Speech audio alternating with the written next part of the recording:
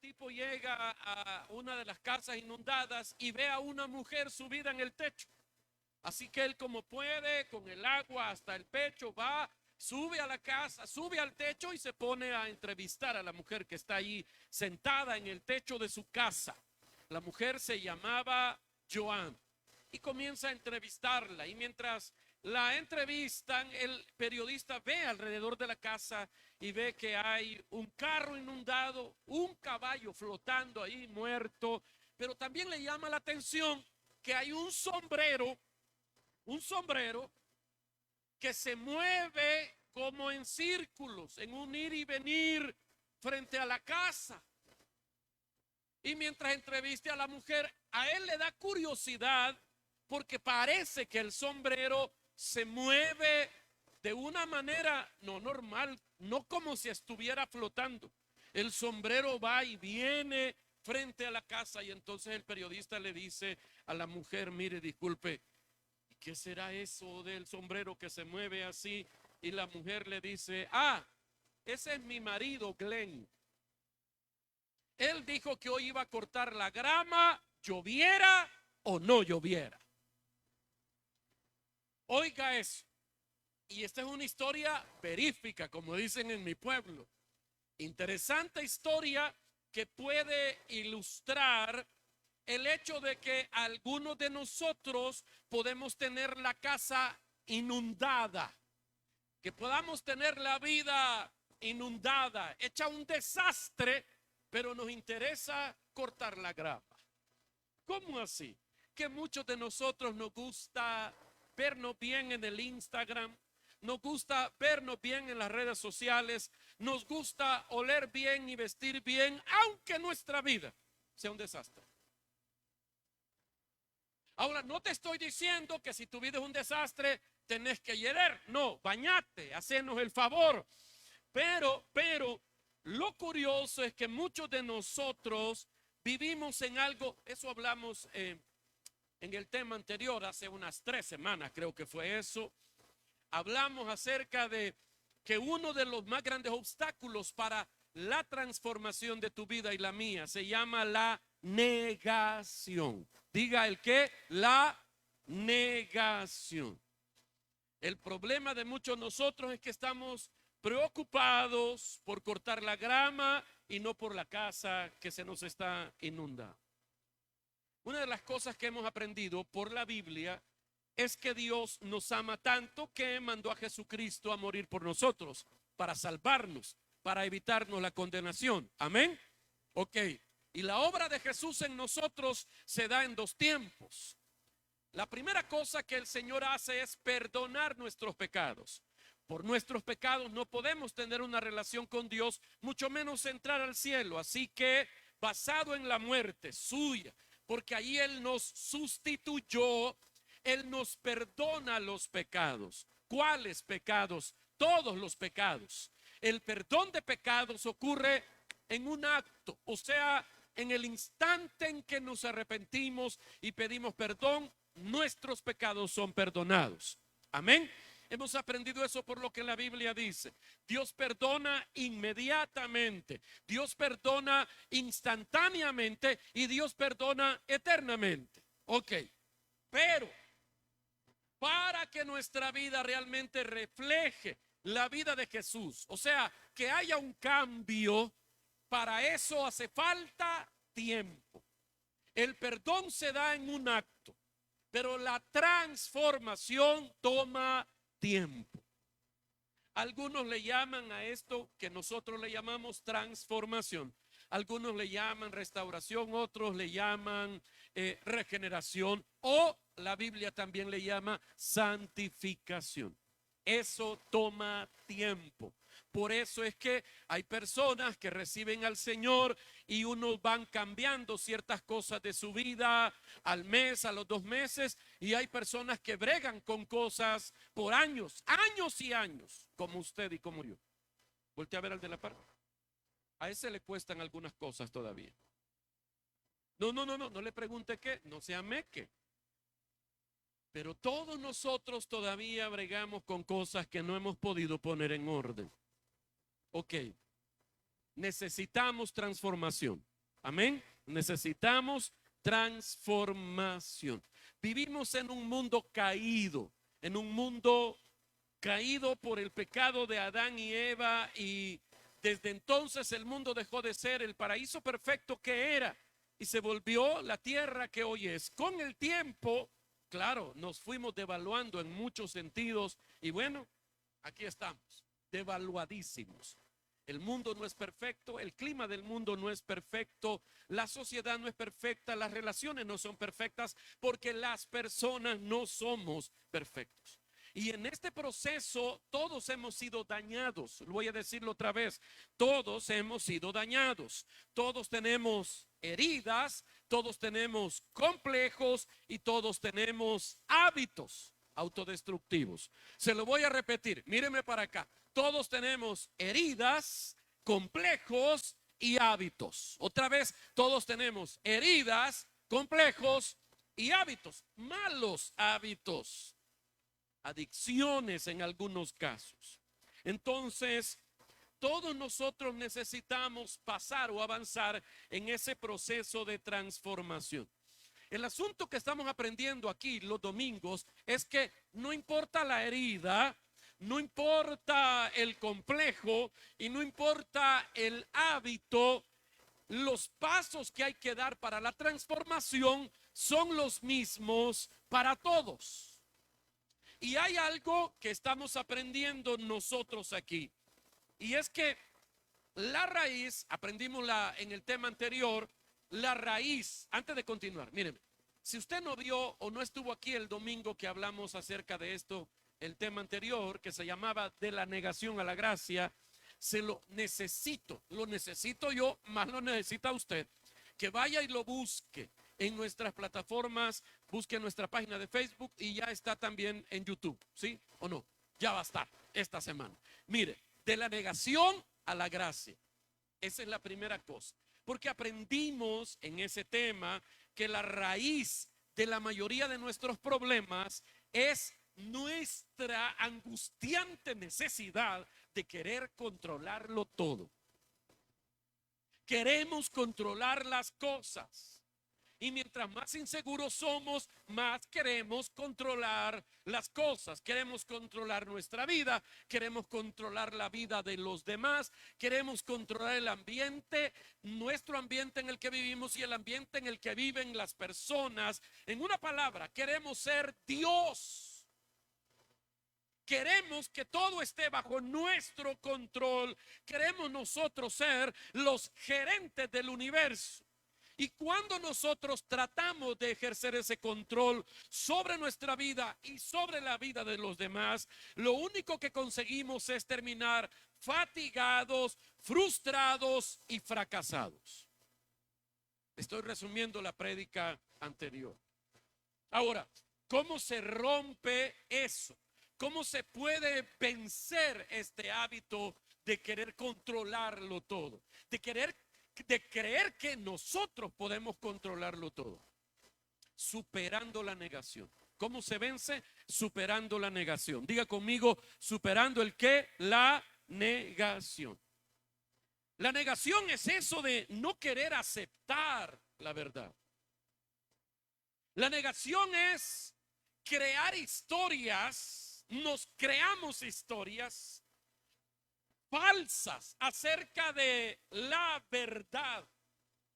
Entonces tenemos nuestra verdad y no queremos aceptar la realidad de nuestra. Ahora, es la negación la que nos impide a nosotros caminar hacia la transformación. La negación es la que no nos permite caminar hacia el cambio de vida. Decimos a manera de excusa, lo que me pasa no es un problema. Esto que tengo no es un problema. Yo sé que lo puedo manejar. Realmente no es muy complicado. Si yo quiero, lo dejo. Así lo dicen las personas que tienen adicciones, por ejemplo. Si yo quisiera, pudiera dejar de tomar. Si yo quisiera, pudiera dejar eso. O a veces nos excusamos y acusamos. O sea, nos excusamos nosotros y acusamos a otras personas. Algunos dicen, si mi esposa fuera de tal manera, yo no haría esto. Si mi esposo fuera de tal manera, yo no haría esto. Entonces jugamos el juego de la culpa. Nos excusamos y acusamos. Estamos mal, necesitamos cambiar, pero no queremos aceptarlo. Algunos solo decimos, sí, en algo necesito cambiar, pero no es para tanto, no es tan grave, estamos en negación. Por eso cuando alguien nos pregunta qué tal, cómo te va, nosotros tenemos la costumbre de decir, bien. Algunos dicen, en lo que cabe, vamos bien. En lo que cabe, dadas las circunstancias, estamos bien. Eso es como preguntarle, imagínense esta conversación. En este caso, un hombre que se tira de un edificio de 50 pisos y cuando va a medio camino a toda velocidad, que usted le pregunte, ¿qué tal, cómo estás? Y que él le diga, dadas las circunstancias, por el momento, todo nice. Todo está bien. Vamos bien. Me recuerdo de un hermano nuestro que le preguntaban, ¿cómo estás? Y él decía, entre bien y maravilloso, decía. Y suena bonito, muy positivo, pero ojalá eso fuera cierto para todos nosotros. Pero no es cierto para todos nosotros. Necesitamos cambiar, tenemos que aprender cómo tratar con la negación. Mire, ¿qué le parece este anuncio en un periódico? Ponémelo, por favor. Mire este anuncio en un clasificado del diario. Se ha perdido un perro de 3 piernas. Ciego del ojo derecho, le falta la oreja izquierda, no tiene cola, fue recientemente castrado y responde al nombre de suertudo. Esa es una excelente manera de ilustrar la negación, ¿verdad que sí? O sea, no aceptamos la verdad. Todavía decimos que estamos re bien. ¿Cuál es el antídoto para la negación? ¿Qué hace que nosotros finalmente afrontemos nuestros problemas y digamos, sí, necesito ayuda? El antídoto de Dios para la negación, oiga, no te va a gustar. El antídoto de Dios para la negación es el dolor. Te dije que no te iba a gustar. A mí no me gusta eso. El antídoto para la negación es el dolor. La mayoría de personas casi nunca se mueven hacia el intento de transformar su vida a menos que algo le duela. Cuando el doctor te dijo que se te puede parar el corazón, entonces haces dieta. Cuando un dolor te atacó de repente, entonces empezás a prestarle atención a tu salud, y así somos en todas las áreas de la vida. Muchos de nosotros no caminamos hacia la transformación a menos que seamos obligados a caminar hacia eso. Y Dios usa 3 circunstancias para empujarnos a la transformación, o por lo menos para llevarnos a la conciencia. Yo necesito un cambio de vida. Yo necesito un cambio de vida. Porque muchos de nosotros somos evangélicos de años y nos hemos como acomodado a vivir de una manera que usted sabe que no es la correcta. Y sabemos que no es lo correcto. Y seguimos abrazando ciertos patrones de conducta que nos destruyen y destruyen a otros. Y Dios te ama tanto. Él te acepta tal como venís, pero no te quiere dejar como estás, porque lo que haces te hace daño.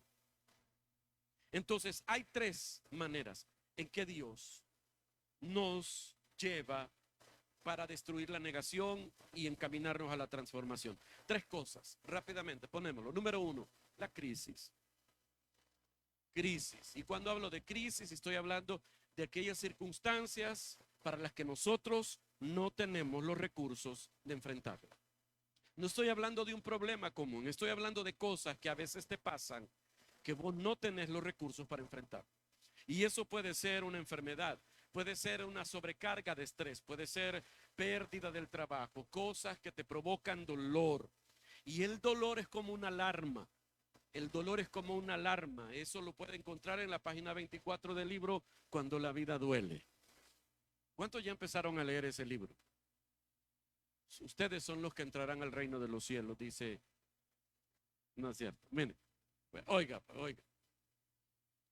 El dolor es como una alarma. Dios usa el dolor para advertirnos que algo no está bien.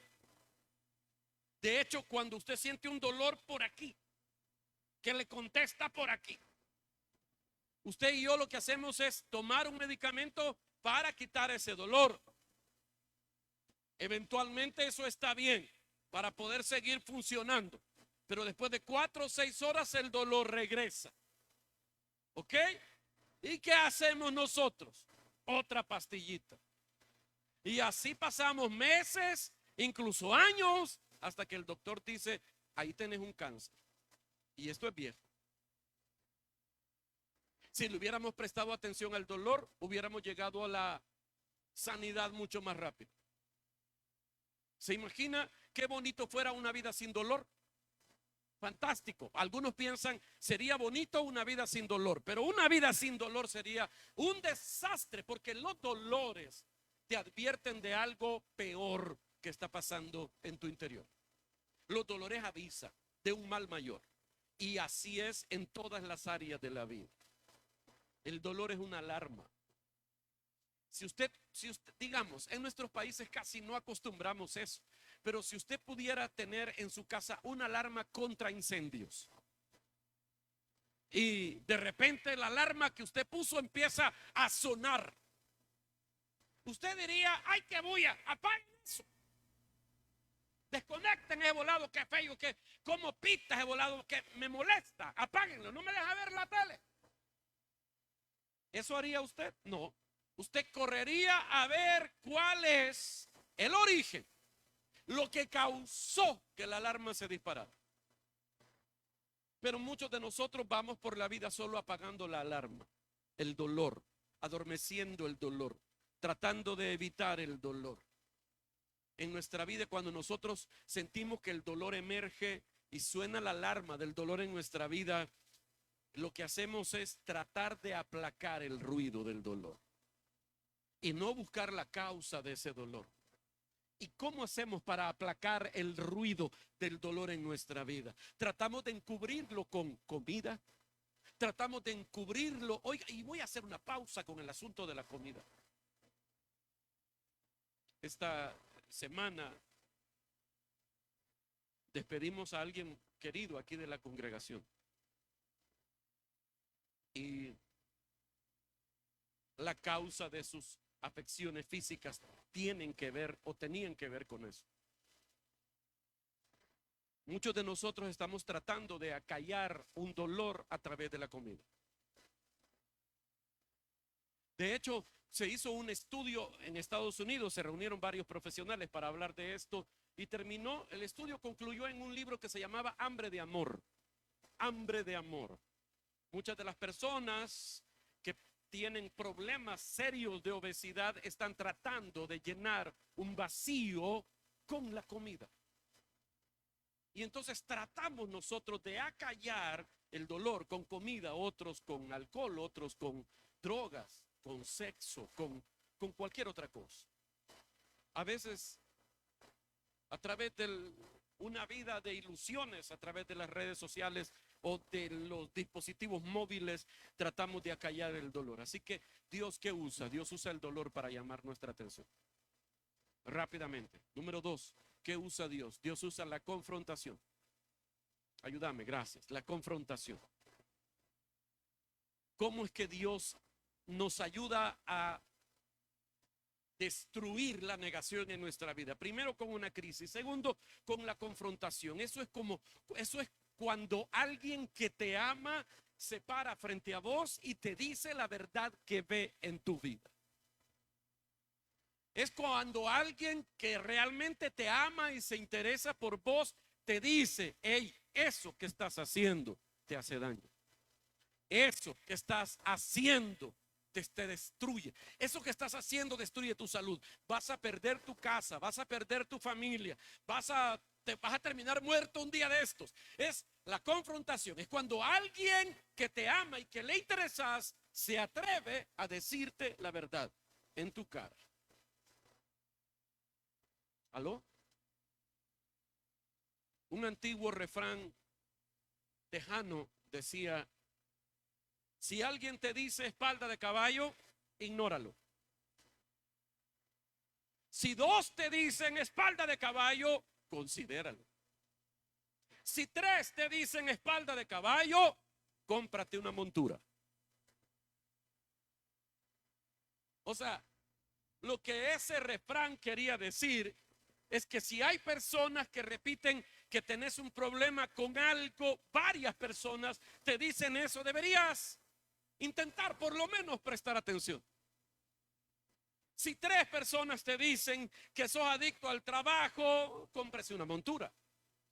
Si tres personas te dicen que sos un alcohólico, cómprate una montura. Si tres personas te dicen que necesitas ayuda, tenés que por lo menos considerar que algo no está bien, que necesitas ayuda. ¿Ok? Número 3, rápidamente. La tercera cosa que Dios usa para sacarnos de la negación es la catástrofe. Si las cosas no fueron mejorando, ya vio, van empeorando, catástrofe. Yo espero que Dios no tenga que usar esto en tu vida ni en la mía. Eso es cuando llegamos al punto más bajo en nuestra vida, físicamente, emocionalmente, espiritualmente, financieramente, así como en nuestras relaciones. La catástrofe es cuando tocamos fondo. La catástrofe es lo que pasa cuando Dios tiene que dar un paso atrás y dejar que el impacto total de nuestras malas decisiones nos golpee. A nadie le gusta eso. Es como si Dios dijera: ajá, ¿querés ser Dios? Bien. Y Dios da unos pasos atrás y te deja a vos jugar a ser Dios, con todo y las consecuencias que eso trae. Ahí ya no es muy agradable ese juego de jugar a ser Dios. Entonces, Dios usa estas tres cosas para sacarnos de la negación. Pero si nosotros decimos rápidamente, ¿se acuerda lo que decía su abuelita? El vivo a señas. ¿Sí? ¿Se acuerda que decía? ¿Cómo decía su abuelita? El vivo a señas. Y el tonto a palos. Pero usted no es tonto, usted es vivo. Voltea a ver al vivo de la par. Mire a la viva de la par. O sea que debemos entender con señas. No hace falta llegar a la catástrofe. No hace falta. Deberíamos meditar y considerar rápidamente y decir: sí, yo necesito una montura. No, yo necesito ayuda, necesito dar pasos concretos hacia el cambio. Ok, la semana anterior, en el tema anterior, aprendimos que, ponémelo por favor, que el primer paso para la transformación es reconocer. ¿Se acuerda? Está en la pantalla. Esto fue lo que aprendimos en el tema anterior. El primer paso para la transformación es reconocer. ¿El qué? Está ahí. Léalo conmigo. Reconocer que no soy Dios. Admitir que soy incapaz de controlar mi tendencia a hacer lo malo y que mi vida es inmanejable. Algunos cuando leen inmanejable dicen: ah, no, ahí está la negación. Ahí está la negación. Volvámoslo a leer.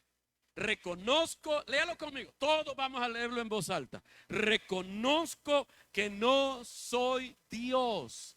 Admito que soy incapaz de controlar mi tendencia a hacer lo malo y que mi vida es inmanejable. Ese es el paso 1, el paso de la realidad. El segundo paso es el paso que yo llamo el paso de la esperanza. Lo primero que tengo que hacer es aceptar. Tengo un problema. Puede ser pequeño, mediano o grande. Tienes un problema. Hay algo en tu vida que necesitas cambiar. Necesitamos reconocer eso. Algunos no fuman, no chupan, no mujerean, pero tienen un carácter de los 10,000 diablos. Nadie los aguanta en su casa. Y algunos creen que esa es una virtud. Es que yo no tengo pelos en la lengua. Yo no soy hipócrita. Yo digo la verdad en la cara porque por la verdad murió mi Cristo Jesús en la cruz del Calvario. Jesús no murió en la cruz por la verdad, ya sabe usted, pero no voy a hablar de eso. El punto es, míreme, el punto es que necesito reconocer que ya sea que tu problema huela a guaro o no, tenés un problema que hay que superar. Reconozco que no soy Dios. Espérame, hijo, no te me adelantes. Volvé a la anterior. Reconozco que no soy Dios. Admito que soy incapaz de controlar mi tendencia a hacer lo malo y que mi vida es inmanejable. Ese es el paso de la realidad. Ahora, el paso de la esperanza. Pónemelo, por favor. Ahora sí. El segundo paso es creer. El primer paso era reconocer. El segundo paso, el de hoy, es creer. Y está ahí en la pantalla. Quiero que todo el mundo lo lea conmigo. Léalo conmigo. En forma sincera. Léalo. En forma sincera. Creo que Dios existe, que le intereso y que tiene el poder para ayudarme en mi transformación. Otra vez, quiero que lo lea fuerte conmigo. En forma sincera, creo que Dios existe, que le intereso y que Él tiene el poder para ayudarme en mi transformación. El primer paso dice, reconozco que estoy sin ayuda, que no soy capaz de cambiarme. Ese es el primer paso. Reconozco que no puedo cambiar mi vida. El paso 2 lo que nos está diciendo es, hay una buena noticia. Si vos no te puedes cambiar solo, hay un poder que puede cambiar tu vida y es el poder de Dios. El poder de Dios te puede dar la habilidad necesaria para cambiar tu vida. Y el segundo paso está basado en este versículo de la Biblia, Hebreos capítulo 11, versículo 6. Hebreos 11:6.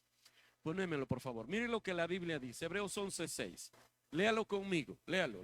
¿Cómo dice? En realidad, sin fe es imposible agradar a Dios, ya que cualquiera que se acerca a Dios tiene que creer que Él existe y que recompensa a quienes lo buscan. Lo leo una vez más. En realidad, sin fe es imposible agradar a Dios, ya que cualquiera que se acerca a Dios tiene que creer que Él existe y que recompensa a quienes lo buscan. El segundo paso en el camino a la transformación consta de tres partes. Número 1, reconocer la existencia de Dios. Lo primero que tengo que hacer. El primer paso era reconocer mi incapacidad. El segundo paso es creer que hay alguien que sí me puede ayudar y ese alguien es Dios. Así que lo primero que debo hacer es reconocer la existencia de Dios. Esto le puede parecer muy básico a la mayoría aquí, porque alguien dirá, aquí todos creemos en Dios. Sí, yo entiendo eso. La mayoría de nosotros no tiene problema con eso de creer en Dios, porque la verdad es que hoy en día ya no quedan muchos ateos. Entre más pasa el tiempo, el ateísmo disminuye. De hecho, mire, en este año, en enero de este año, poneme lo que sigue, se publicó un estudio que hizo la Universidad Francisco Gavidia aquí en El Salvador. Y el estudio, bueno, aquí la noticia del periódico decía, El Salvador es un país de fe según una encuesta. Y la encuesta es de enero 21 de enero del 2025. Y dice ahí la noticia, El Salvador sigue siendo un país con fe y con alta preferencia por el cristianismo, evangélico y católico. Evidencian los resultados del 9º estudio de humor social y político, pensamiento religioso de los ciudadanos, etcétera. Dice, presentado este martes por el Centro de Estudios Ciudadanos de la Universidad Francisco Gavidia. Note, esto es lo que nos llama la atención, es lo que nos interesa.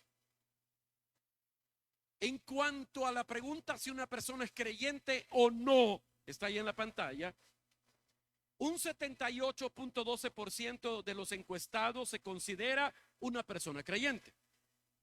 Un 17.39% se considera muy religioso. El 2.86% es agnóstico, o sea, creen en Dios, pero no creen nada más. Y 1.63% de la población del Salvador es ateo. O sea, 1,5 de cada 100 salvadoreños. O sea, salvadoreño y medio, por decirlo de alguna manera, casi, es ateo. Es ateo. Siguiente, ahí dice, ahí más abajo dice, en el caso de la religión que profesa, el 47.02% dijo pertenecer a la fe cristiana evangélica. El 36.82% dijo que pertenecía a la fe cristiana católica y el 12.98% a ninguna religión y el 1.55% a otras religiones. Ok. El punto de ahí es que hoy hay menos ateos que antes. Hay menos ateos. ¿Por qué? Porque hoy sabemos más del universo que antes. A medida que se descubre el qué y el cómo del universo, los ateos tienen que retroceder en aquella idea primitiva del ateísmo de que el origen de la humanidad, el origen de todo lo que hoy vemos, vino del caos. Que fue el caos lo que produjo el orden. La famosa teoría del Big Bang, una gran explosión produjo el orden perfecto de hoy. Yo nunca he visto que una mamá, harta del desorden del cuarto de su adolescente, diga: no, ya me tiene harta este bicho, voy a poner orden aquí. Va la señora, agarra una granada, le quita el seguro, avienta la granada en el cuarto desordenado del bicho, cierra la puerta y ¡boom! Y cuando abre la puerta, todo está ordenado. La cama ordenada, la ropa sucia donde debe estar, toda la ropa doblada, todo huele a limpio y brillante. Eso no pasa. El caos nunca produce orden. ¿Sabe que uno de los métodos científicos es que las cosas se tienen que comprobar una y otra vez? O sea, que deben suceder una y otra vez. Y eso es un asunto anticientífico, porque el desorden o una explosión nunca ha producido un orden como el que vemos ahora. De hecho, ser ateo hoy requiere más fe que creer en Dios. Hay cada día más evidencia de una mente inteligente que diseñó y creó el universo, que te hizo a vos, nos hizo a nosotros. Es ilógico pensar que un fabricante de relojes agarra todas esas piececitas que se necesitan para crear un reloj, lo mete en una bolsa y todas las piececitas desconectadas las echa en una bolsa y sacude la bolsa con violencia. Y luego de sacudir la bolsa unas 100 veces, abre la bolsa y saca un reloj armado. Esa es la teoría que dice que nosotros venimos del caos, venimos de la nada. Cada vez que usted ve un reloj, usted no puede pensar cuántas veces habrán sacudido la bolsa, porque el reloj está bien chivo. Ese reloj quedó bien chivo. Han de haber sido unas 1000 veces que sacudieron la bolsa. Nadie piensa eso. Cada vez que usted ve un reloj, usted piensa que hubo alguien inteligente que lo diseñó y lo construyó. Creer en Dios es, para creer en Dios se necesita menos fe que creer en el ateísmo. De hecho, hay un libro, ponémelo, hay un libro que se llama No tengo suficiente fe para ser ateo. Y lo escribe un hombre que fue ateo, un científico. Y después de tanto probar, investigar y de estudiar, se dio cuenta que para ser ateo se necesita más fe que para creer en Dios. El libro por eso se llama, me llama la atención eso, No tengo suficiente fe como para ser ateo. Porque los argumentos del ateísmo son ridículos. Hace años, poneme lo que sigue, hace años se publicó en la portada de la revista Times una frase que decía: la ciencia descubre a Dios. ¿Por qué? porque le estoy explicando que a medida que pasa el tiempo y se descubren misterios del universo, misterios del funcionamiento del cuerpo humano, etcétera, etcétera, nos damos cuenta que detrás de todo hay una mente inteligente que nos creó. Romanos 1:20 dice la Biblia así: porque desde la creación del mundo las cualidades invisibles de Dios, es decir, su eterno poder y su naturaleza divina, se perciben claramente a través de lo que Él creó. Lo que Dios creó testifica acerca de Él. El Salmo 19:1 dice: los cielos, ponémelo hijo rápido, Salmo 19:1, los cielos cuentan la gloria de Dios. Entonces el mundo da evidencia, la creación da evidencia de que Dios existe. Por eso la Biblia dice que es una pasmadencia no creer en Dios. No dice así pues, pero eso quiere dar a entender. Ponémelo, Salmo 53, versículo 1. ¿Cómo dice? Léalo. Dijo el necio en su corazón: no hay Dios. Y cuando la Biblia dice necio o necedad, se refiere a una tontería, a una estupidez, a una pasmadencia. Bueno, el punto es que Dios existe. El punto es que Dios existe y puede cambiar vidas hoy. Ahora, la idea es, ya le dije que el problema de nosotros no es creer o no creer si Dios existe, porque todos aquí creemos que Dios existe. La pregunta es, ¿en qué clase de Dios creemos? Sí creemos en Dios, pero ¿cómo es el Dios en el que nosotros creemos? Y allí es donde está la diferencia que realmente puede llevarnos a estancarnos o a avanzar en la transformación. Porque la gente cree en Dios, pero cree en versiones raras de Dios. Me acuerdo de una historia, leí una historia de dos muchachos que en un bachillerato católico, en una escuela católica, estaban en bachillerato y eran la colejuda esos dos bichos. O sea, igual que usted y un chero suyo, ¿se acuerda? Que los expulsaban a cada rato. Bueno, estos dos bichos y era una escuela religiosa. El director de la escuela era un sacerdote católico. Así que algo habían hecho el fin de semana, un día en la escuela y entonces no sabían quién era. Así que les dijeron: fulano y mengano, esos dos son. Y el director los manda a llamar. Y pasa el primero, el director que se ha sentado con esos muchachos y los ha aconsejado por años, pero ellos no cambian. Está frustrado, frustrado. Ya le dije, es un cura, ¿verdad? Y está sentado ahí en la oficina y el muchacho ahí enfrente. Y entonces el director frustrado le dice, él entiende que solo Dios puede cambiar a esos bichos. Entonces él ya no haya ni qué decirle de la frustración y le dice: hijo, solo una pregunta te voy a hacer, le dice: ¿dónde está Dios? ¿Dónde está Dios?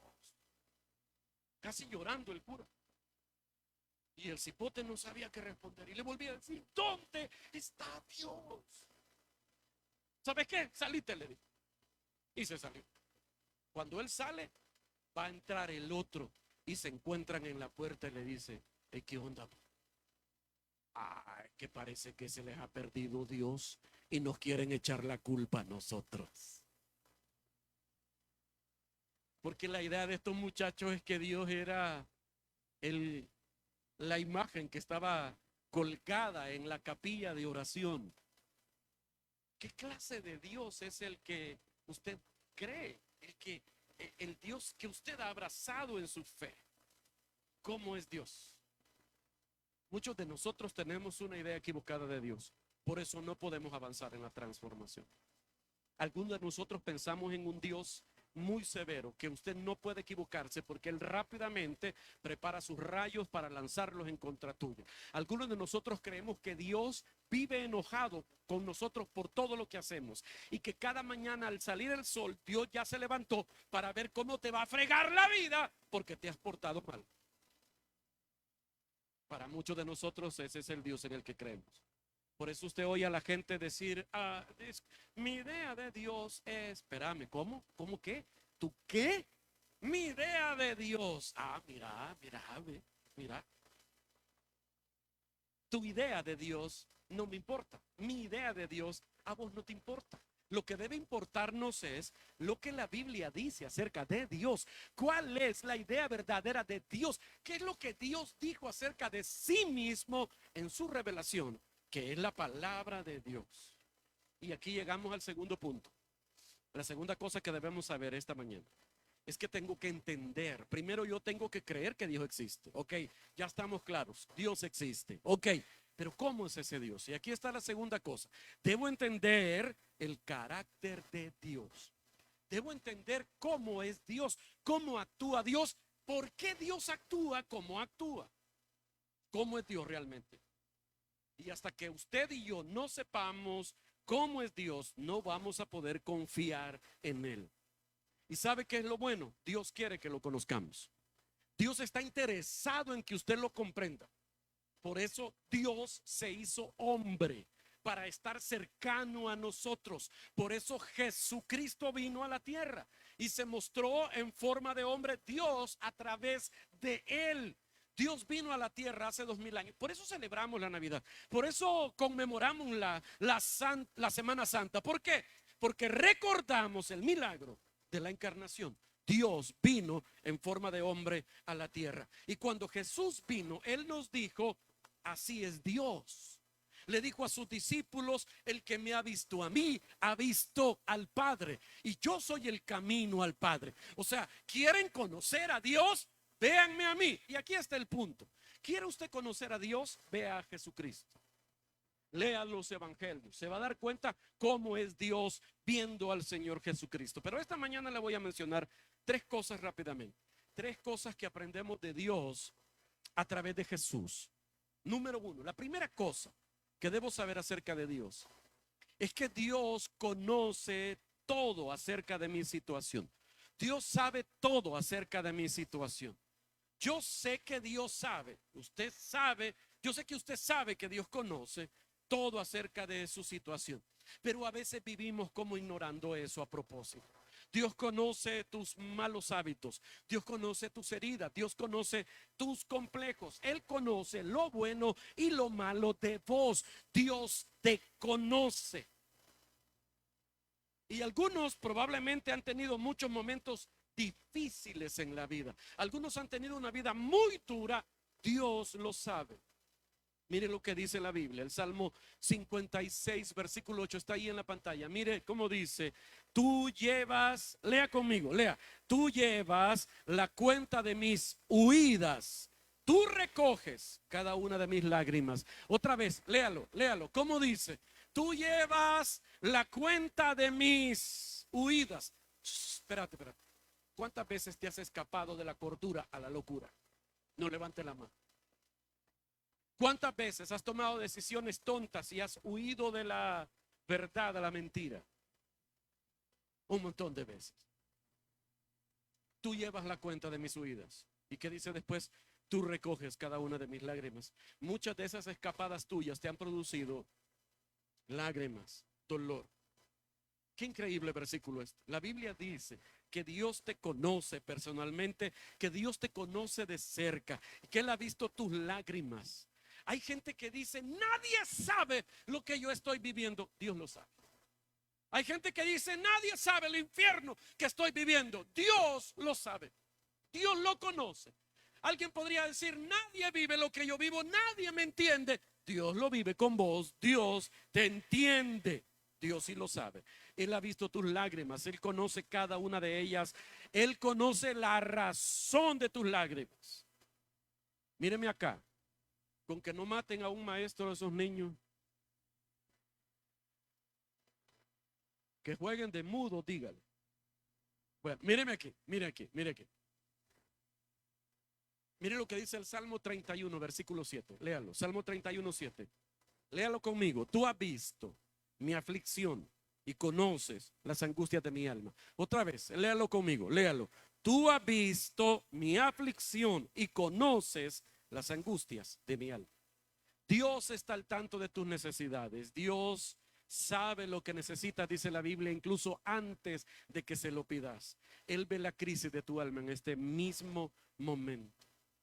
El Salmo 69:5 dice, Tú sabes lo insensato que he sido. Lea, lea. Ya le dije que necio e insensato significa tonto, dundo. Lea, tú sabes lo dundo que he sido. No puedo esconder de ti mis transgresiones. Míreme acá, a veces quisiéramos olvidar esta parte de nuestra vida.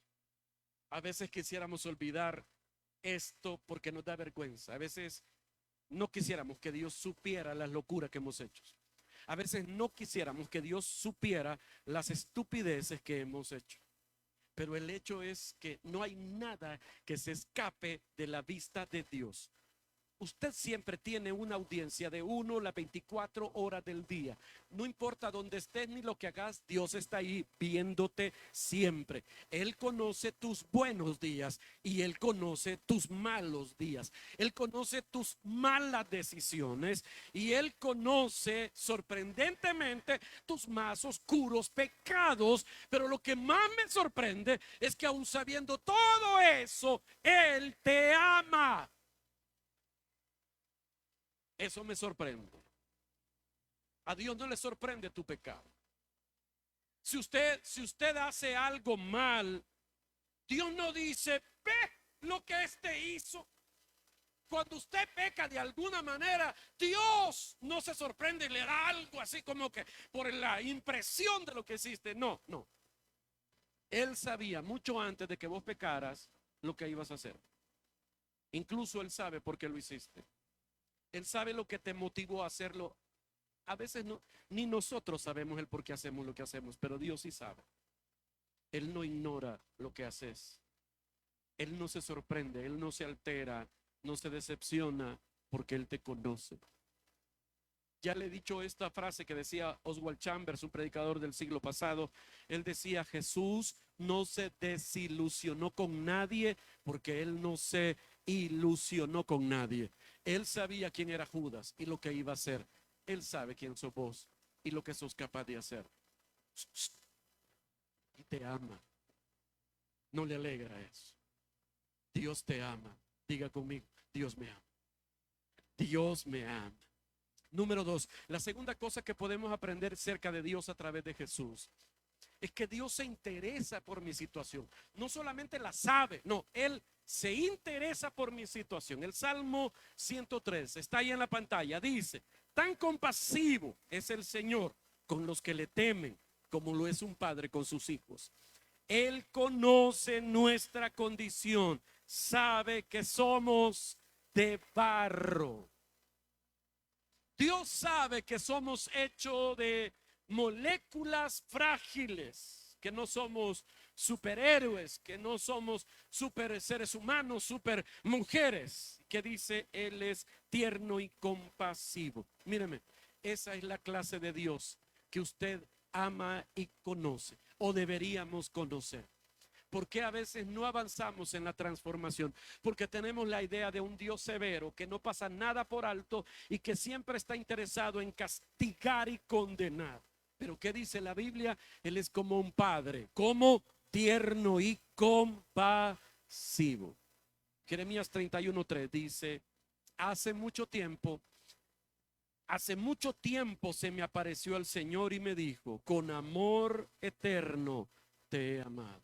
¿Cómo le dijo el Señor a Jeremías? Con amor eterno te he amado. Y eso no solo es con Jeremías, es con vos, Chepe, es con vos, Maritza, es con nosotros. Con amor eterno Él nos ama. ¿Cómo puede ser eso? ¿Cómo puede Dios amarme y su amor para conmigo nunca acabar? Quiere decir que Él me ama en los días buenos. Él me ama en los días malos. Él me ama cuando yo le sirvo y Él me ama cuando yo le soy un inútil. Él me ama cuando hago lo correcto y Él me ama cuando la riego. ¿Cómo es que Dios me sigue amando? ¿Cómo es posible eso? Porque Dios, míreme para acá, Dios te ama en Cristo Jesús. Cuando Dios te ve y decide amarte, Él recuerda a su Hijo Jesucristo. Le he explicado esto muchas veces, que lo que más me encanta de la muerte de Jesús en la cruz es que fue una sustitución. Diga conmigo, ¿una qué? Una sustitución. Él tomó tu lugar y su lugar te lo dio a vos. Por eso los pecados tuyos se lo cobraron a Él, porque Él tomó tu lugar. Y ahora la dignidad de hijo que no mereces, te la dieron a vos. Por eso hoy sos hijo e hija de Dios. Por eso Dios te ama tanto. Es por Cristo que Dios te ama tanto. Romanos 5:8 dice: pero Dios muestra su amor por nosotros en esto, en que cuando todavía éramos pecadores, Cristo murió por nosotros. ¿Sabe que en los procesos de recuperación de los alcohólicos anónimos, cuántos han ido a los alcohólicos? Se me olvidó, quiero ver. ¿Cuántos han ido a los alcohólicos anónimos? ¿Aquí? ¿Nadie? ¿Neuróticos anónimos? ¿Chiviadores anónimos? Nadie, ok. ¿Quién ha ido a los alcohólicos anónimos aquí? Solo Tony, con valentía, levanta la mano. ¿Quién más? Esperemos, ya voy a llegar, ya voy a llegar. Yo los veo ansiosos por decir usted, pero aquí nadie, alcohólicos anónimos, ni de visita, ni en un aniversario. Ah, vaya, sí, vaya, ok. ¿Quién más ha ido a alcohólicos anónimos aquí? Stuart, vos. Bueno, ok, hay varios. Aquí nadie, solo gente sana, solo polos sociales. ¿Aquí cuántos fueron a los alcohólicos anónimos? ¿Nadie? Ok, con pena. Bueno, le expliqué que el programa de recuperación de los alcohólicos anónimos comenzó en una iglesia. Se lo expliqué en el tema anterior. Que con el paso del tiempo, para adaptar el programa de recuperación a todas las personas, incluyendo aquellos que no creían en Dios, cambiaron la frase Dios o Jesús por la frase un poder superior. Ahora esta mañana yo te voy a hablar del poder superior que puede cambiar tu vida. Tiene un nombre, se llama Jesucristo. Jesús es el poder de Dios para cambiar tu vida. No hay por qué avergonzarse de eso. Jesús es el poder de Dios que puede cambiar tu vida. Para cambiar tu vida necesitas la ayuda de alguien más grande y más fuerte que tu poder de voluntad, tu fuerza de voluntad. Jesús es Él. Pero Dios, dice el versículo otra vez, Dios muestra su amor por nosotros en esto, en que cuando todavía éramos pecadores, Cristo murió por nosotros. Número 3. Y la tercera cosa que podemos aprender de Dios a través de Jesús es que Dios puede cambiar mi vida y mi situación. ¿Cuál era la primera cosa? Dios conoce mi situación. Número dos, Dios se interesa por mi situación. Y número 3, Dios puede cambiar mi vida y mi situación. Efesios capítulo 1 versículo 18 dice: pido también que les sean iluminados los ojos del corazón para que sepan cuán incomparable es la grandeza de su poder a favor de los que creemos.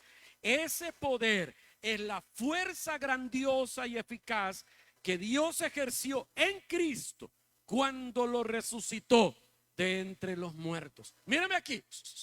La Biblia dice que el poder que Dios quiere usar en tu vida es el mismo poder que Él utilizó para levantar a Jesucristo de entre los muertos. Y para resucitar a Cristo de entre los muertos, Dios tuvo que ejercer un inmenso poder. Es el mismo poder que Dios quiere usar para cambiar tu vida.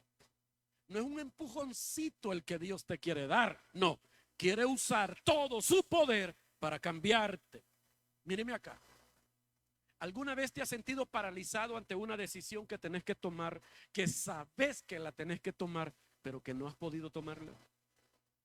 Muchos de nosotros a veces nos encontramos ante esa disyuntiva de tomar una u otra decisión. Sabemos cuál es la decisión correcta, pero no tenemos el valor ni la fuerza para tomarla. Cuando usted sabe hacer lo correcto y no puede hacerlo, no tiene la fuerza para hacerlo, es allí donde podemos contar con el poder superior, la fuerza suprema de Dios para ayudarnos a tomar esa decisión. Usted no está solo en eso. Si Dios pudo levantar a Jesucristo de entre los muertos, Dios puede restablecer una relación rota. Si Dios pudo levantar a Jesucristo de entre los muertos, Dios puede levantar a una persona enferma. Si Dios pudo levantar a Jesucristo de entre los muertos, Él puede hacerte libre de una adicción. Si Dios pudo levantar a Jesucristo de entre los muertos, Él puede quebrantar el luto de tu corazón. Dios puede hacerlo todo, todo. Lucas 18:27 dice: lo que es imposible para el hombre es posible para Dios. Léalo conmigo. Lo que es imposible para el hombre es posible para Dios. No hay nada imposible para Dios. Míreme acá. Aquí entre nosotros, ya voy a ir terminando. Ayúdenme con el piano, por favor. Quizá hay alguien que esté diciendo hoy: pastor, usted habla de eso porque usted no ha pasado por lo que yo he pasado. Probablemente no he pasado por donde has pasado, pero te aseguro que vos no has pasado por donde yo he pasado. Y a veces la gente piensa que los pastores no tienen luchas, que la única lucha que tienen los pastores es entre ayunar hoy o mañana. ¿Qué versículo uso para predicar? ¿Qué versión de la Biblia voy a usar para? Algunos piensan que los pastores no tienen luchas reales. Míreme aquí. Eso es mentira. Mis luchas son tan parecidas a las tuyas. Tan parecidas. ¿Sí? Heridas, complejos y hábitos. Los mismos que usted enfrenta, los enfrento yo. Todos. Así que cuando yo te digo que Dios te puede ayudar, no estoy hablando desde la posición de alguien que no ha enfrentado ninguna de esas cosas. Yo puedo testificar que estoy aquí esta mañana por la misericordia de Dios. Y es lo único que te puede sacar de donde estás. Es lo único que te puede mantener a flote en los días oscuros. Dios, su poder y su misericordia. No hay otra manera. No hay otra forma. Quizá usted diga: nadie entiende mi situación porque nadie pasa lo que estoy pasando. Sí, ya te dije. Probablemente no hay nadie que esté pasando la misma, la exactamente igual situación que vos pasás. Pero hay gente pasando por cosas terribles como vos. Pérdida, el luto, enfermedad, complejos, adicciones, que serían vergonzosas publicarlas. Como te dije, aquí entre nosotros hay una variedad de personas, pero yo te puedo asegurar que entre este montón de gente que está aquí esta mañana, hay muchos, la gran mayoría de los que están aquí. Vos no creerías cómo eran hace 2 años o 3 años. Te aseguro que si lo vieras hace 3 años, no creerías que fuera posible que esas personas cambiaran. Te lo aseguro. Y están aquí. Algunos de ellos a veces los ves tocar aquí, hacer música o servir en alguna otra área o simplemente venir a adorar a Dios y buscar a Dios. No creerías en la condición en la que estaban hace algunos meses. Pero el Señor hizo un milagro en ellos y sigue haciendo un milagro en ellos. Así que el punto final esta mañana es: no posponga su dolor. No se resista a la transformación. Querer cambiar la vida para algunos es como, ¿cuántos manejan aquí? Quiero ver, carro. Ok. Usted que maneja carro, ¿usted ve el espejo retrovisor mientras va manejando? ¿Cuántos ven el espejo retrovisor mientras van manejando? Todos vemos el espejo retrovisor mientras manejamos, pero ¿cuánto tiempo ve el espejo retrovisor?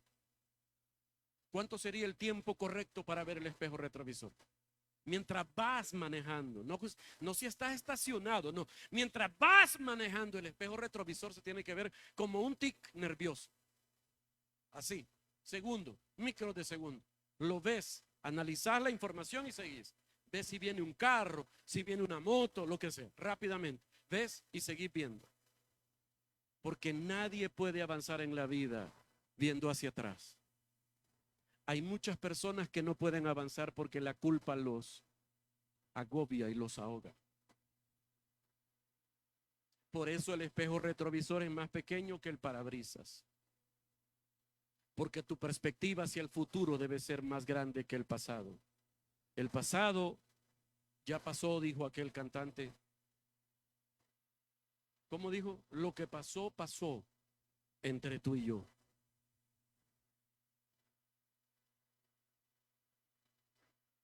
¿Se imagina que el espejo retrovisor fuera más grande que el parabrisas? Por eso vivimos de desastre en desastre. Necesitamos dejar el pasado atrás. Y 3, y aquí termino, debo aceptar, ponémelo rápidamente, debo aceptar la oferta de Dios para ayudarme. Primero debo creer que Dios existe. Número 2, ¿cuál era el número 2? ¿Ah? No anotó. Dios mío, ponerles el 2 a esta gente. El número 1, por favor, número 1 otra vez. Número 1, debo creer que Dios existe. Número 2, debo entender cómo es Dios, cuál es el carácter de Dios. Y número 3, debo aceptar la oferta de Dios para ayudarme. Creer en Dios no es suficiente. Debo de aceptar que Él me ayude. Creer en Dios no quita la herida. Tenemos que conectarnos al poder de Dios. Y esto es lo que Dios te ofrece. Filipenses 2:13 dice, Dios es quien produce en ustedes tanto el querer como el hacer para que se cumpla su buena voluntad. Míreme pues, míreme. Dios es el que te da el deseo de hacer el bien. Pero no solamente el deseo, porque a algunos el deseo no les basta. ¿Cuántos quisiéramos hacer el bien siempre? Por ejemplo, ¿cuántos ya no quisiéramos comer como comemos? Si algunos aquí no han podido dejar siquiera la Coca-Cola.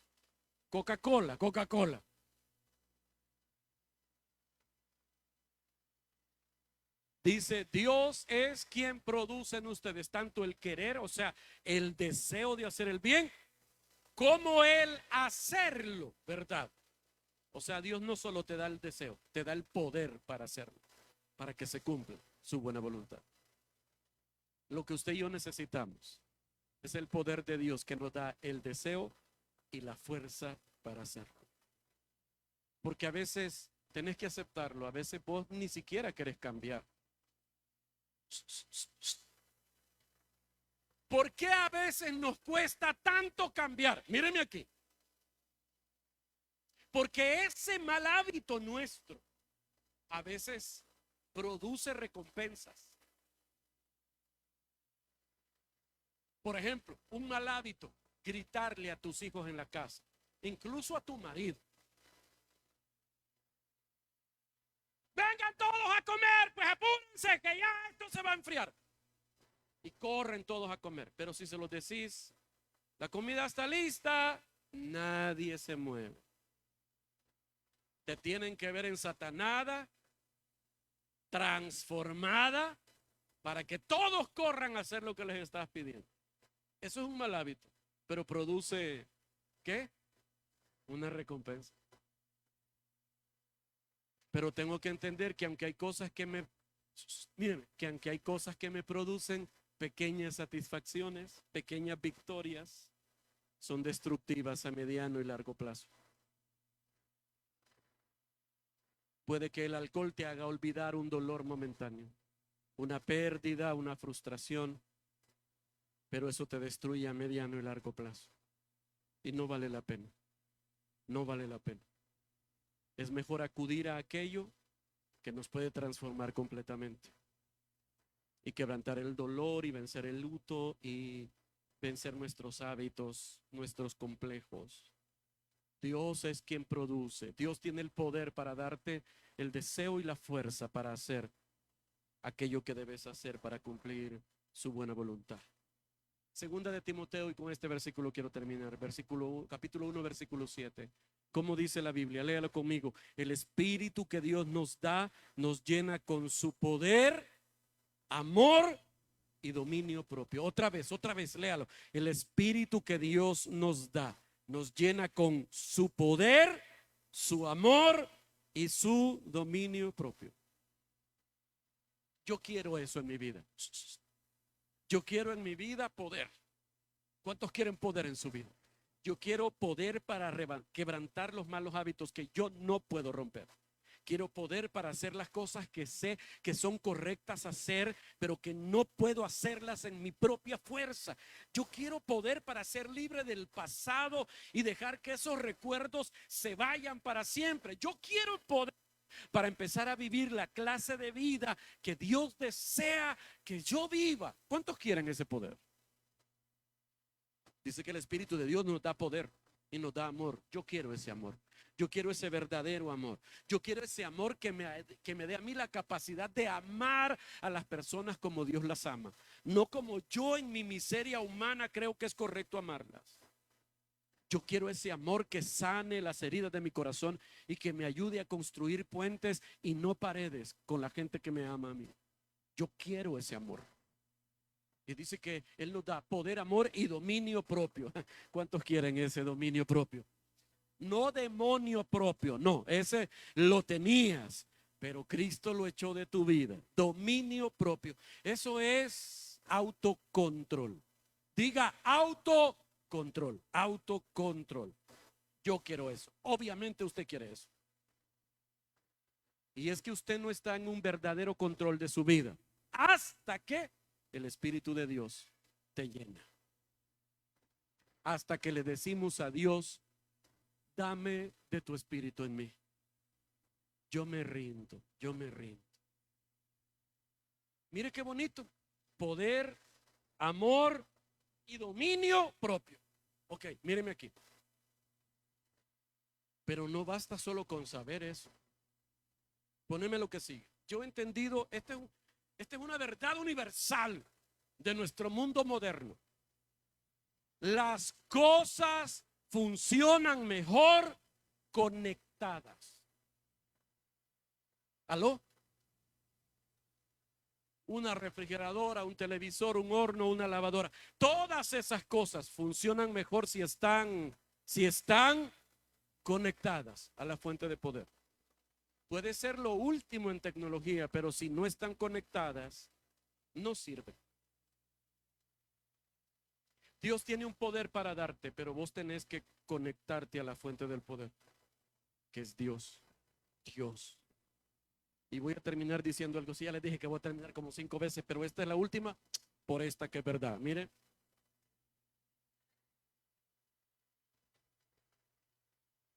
¿Cómo me conecto al poder de Dios? ¿Cómo me conecto? ¿Cuántos tienen sus Biblias ahí? Ese no está en la presentación. Romanos 12, 1 y 2. Búscamelo, por favor. Si tenés Dios habla hoy, DHH, es mejor. Romanos 12, 1. ¿Qué tengo que hacer?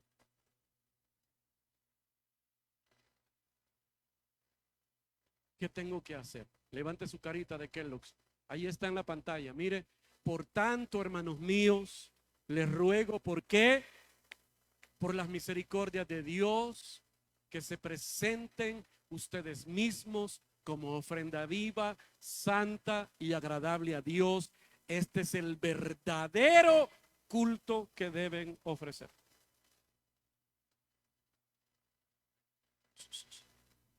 El verdadero culto es que usted se presente, que presente su cuerpo, su ser todos los días. ¿Cuándo? ¿Cuándo? ¿Cuándo? Diga, ¿cuándo? Todos los días. Es presento mi cuerpo todos los días. Y me encanta cómo comienza. Hermanos, les ruego por las misericordias de Dios, porque Dios no te obliga. Dios no te obliga. Dios no te va a agarrar del pelo para eso. No. Él te invita a que voluntariamente vos te rindas. No hace falta que te pongan un cohete en la cabeza para que digan, no, tenés que aceptar. Necesito ayuda y ya no puedo, me rindo. Yo debo presentarme. Poneme el versículo 2. No vivan según los criterios del tiempo presente. Al contrario, lea, al contrario, cambien su manera de pensar para que así cambie su manera de vivir y lleguen a conocer la voluntad de Dios, es decir, lo que es bueno, lo que les es grato, lo que es perfecto. Para que usted y yo al final podamos vivir en la buena voluntad de Dios, debo cambiar mi manera de pensar. ¿Cómo comienza eso? El versículo 1 decía, preséntense como ofrenda. Ya voy a pedir la ofrenda de pisto, pero ahorita no, esperen. Ahorita voy a pedir que usted se ponga como una ofrenda para Dios. ¿Cuántos tienen algo en su vida que necesitan cambiar? Hoy es el momento de creer que Dios puede. ¿Cómo me conecto? Me rindo. Yo soy la ofrenda. Yo ya no puedo. Confío en ti. ¿Se quiere poner de pie? Un momento.